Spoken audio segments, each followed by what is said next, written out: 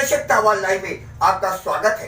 मैं राजेंद्र सोनी आपके सामने एक बार फिर हाजिर हूं देश और दुनिया की नई नई खबरों का पिटारा लेकर। 15 दिसंबर से प्रारंभ हुए भव्य राम विवाह का मंचन आज दूसरे दिन भी राम विवाह महोत्सव कमेटी इंडिया पंजीकृत के तत्वाधान में जारी रहा।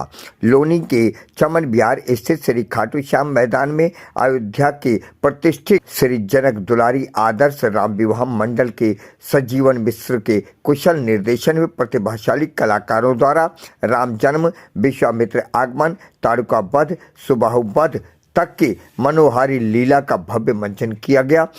रामलीला के भव्य मंचन के दौरान बतौर मुख्य अतिथि पूर्व विधायक चौधरी मतीन अहमद ने दीप प्रज्वलित कर मंचन का शुभारंभ किया, जहां कुशल कलाकारों ने उत्कृष्ट प्रतिभा का प्रदर्शन करते हुए दर्शकों को मोहित कर दिया। तो वहीं बतौर मुख्य अतिथि चौधरी मतीन अहमद ने मन के उद्गार व्यक्त करते हुए कहा, भगवान राम का जीवन चरित्र सिखाता है कि हम और आप कैसे जिए जिससे एक दूसरे के अंदर समरसता उत्पन्न हो सके। केवल राम का नाम लेने से ही नहीं भक्त बना जा सकता, उसके लिए हमें स्वयं को उनकी तरह ही आज्ञाकारी, त्यागी और मर्यादित बनना ही पड़ेगा। देखिए आज की ये रिपोर्ट।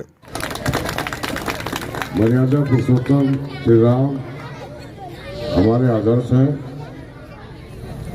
और आदर्श होने का मतलब ये है कि हमें उनके बताए हुए रास्तों पर जो उन्होंने जीवन जिया है उस पर चलना चाहिए।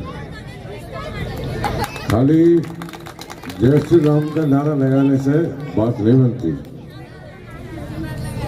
नारा तो लगाओ जय श्री राम का, काम करो तुम रावण के, तो फिर राम के भक्त कैसे हो सकते हो? किसी का भक्त होने के लिए तो उसका अनुयायी होना पड़ता है और उसकी बातों को मानना पड़ता है।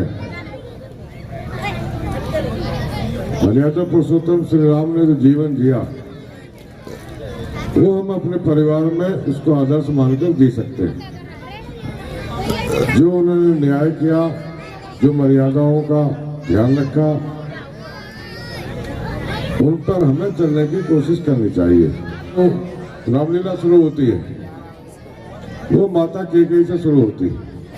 तो माता कैकेयी ने वो जब लगा के मर्यादा पुरुषोत्तम से राम गद्दी पर बैठ जाएंगे, मेरा बेटा भरत गद्दी पर नहीं बैठ पाएगा, तो उन्हें वो वचन याद आ गया और राजा दशरथ से वचन वो मांग लिया।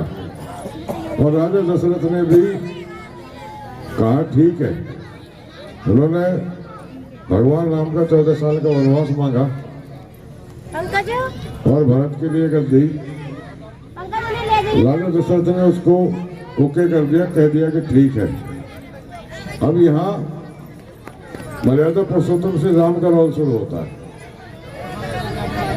अगर नालायक बेटा होता तो कहता मैं तो नहीं जा रहा, मैं तो बड़ा हूं, मैं ही बैठूंगा गद्दी में, मैं क्यों चला जाऊं वन में।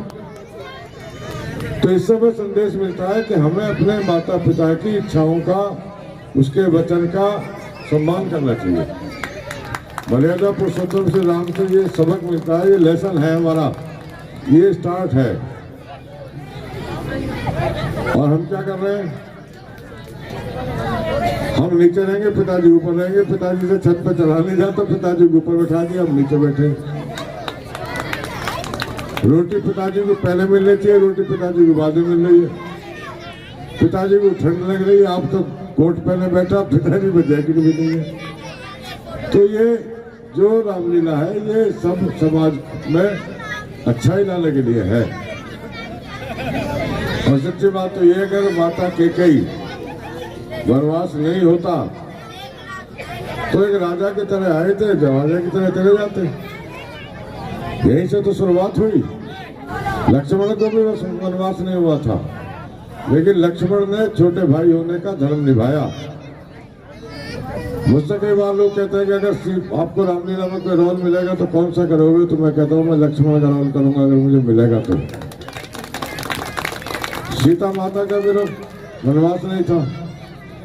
आजकल हमारी बहन बहुत सी ऐसी, अगर ये हो जाता तो कहती तुम 14 साल बाद मिलने के आ जाओ, ये बैठे हो। कौन जाए जंगलों में, कौन जाए वनों में, ना खाने का, ना पीने का, ना सोने का कोई इंतजाम नहीं है। लेकिन पतिव्रता नारी का धर्म है कि पति के साथ वो कितनी परेशानी में है, विपत्ति में है, तकलीफ में है, जंगल में है, शहर में है, कहीं है, उसके साथ रहना है, उसके साथ रहना है। ये सीता माता, फिर मैं सीता माँ करते रहो, सीता की तरह रहो ना। शरीर के बखवा के गद्दों पर सोने वाली ने कैसे वनों में रही होंगी। तो ये सारी प्रेरणा हमें मिलती है। और भरत का भी देख लो, जिस माता के ने इसके लिए गद्दी खाली करवाई, वो कभी सिंहासन पर नहीं बैठे, बल्कि बराबर में गड्ढा खोदकर उससे नीचे वो बैठ कर राजकाज चलाते रहे। उन्होंने साफ कह दिया कि मैं इस गद्दी पर नहीं बैठूंगा। भगवान राम ने जो छोटे बड़े का जो छुआछूत की बात है उसको भी खत्म किया। सबरी भीलनी के झूठे बेर खाने की जरूरत नहीं थी। कह रहे थे झूठे हो गए, मैं नहीं खा रहा, मैं भी नहीं खाऊंगा, कोई मुझे झूठे बेर खिलाए तो। लेकिन भगवान राम ने इसलिए झूठे बेर खिलाए कि छोटे बड़े का भेद खत्म करने के लिए। और इसमें सबसे जो बढ़िया प्रसंग है वो मुझे लगता है जटायु का। हमारी बहनों को, हमारी माओ को कोई बदतमीजी करता रहता है, छेड़ता रहता है, हम राम भक्त खड़े हुए देखते रहते हैं, या तो हंस के निकल जाते हैं या मुंह फेर के निकल जाते हैं। लेकिन जटायु मुंह फेर के नहीं निकला। रावण पर उसने हमला किया, वो मारा गया, कोई दिक्कत नहीं है, लेकिन उसने अपना फर्ज तो निभाया, उसने धर्म तो निभाया। कई बार हमें लगता है कि हमसे तो जटायु अच्छा था। हम क्या कर रहे हैं, तुम मुझे वोट दे दो, तुम बहुत बड़े हिंदू हो, वोट ना दो तुम बहुत खराब हो। इस बात का झगड़ा और कोई झगड़ा नहीं है। नेताओं का झगड़ा अपने स्वार्थ का झगड़ा है, कोई झगड़ा नहीं है। अगर मुझे डॉक्टर कोई हिंदू हो या मुसलमान हो और उससे ठीक होता हो तो कौन मना कर देगा।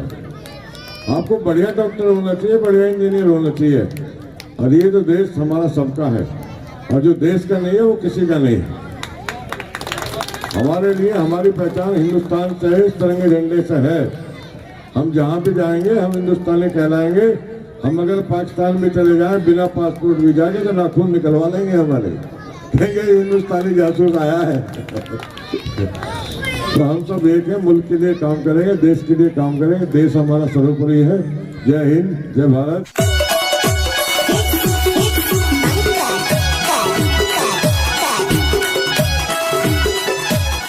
जाते जाते सब्सक्राइब करना ना भूलिए। आपके अपने चैनल को एक प्यारे से लाइक